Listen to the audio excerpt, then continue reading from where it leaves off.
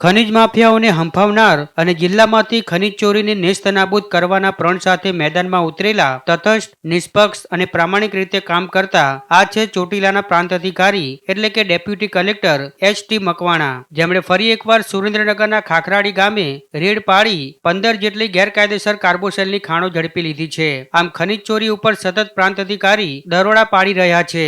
તો ખનીજ ચોરીને અટકાવવાની જેના માથે જવાબદારી છે તે ખાણ ખનીજ વિભાગ નતમસ્તક બની તમાશો જોઈ રહી હોય તેવો હાલ તો જિલ્લામાં ઘાટ સર્જાયો છે.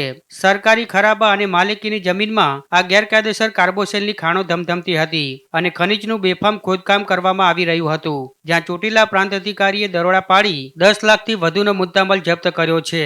તો સાથે જ ખનીજની ખાણોમાં ખોદકામ કરી રહેલા 79 જેટલા મજૂરોને ઝડપી લઈ તમામને મધ્યપ્રદેશ, દાહોદ તથા મૂળ વતન પરત મોકલવાની કામગીરી હાથ ધરી હતી. ત્યારે હાલ મળતી માહિતી મુજબ દરોડા બાદ 6 ખનીજ માફિયાઓ સામે કાર્યવાહી શરૂ કરવામાં આવી છે.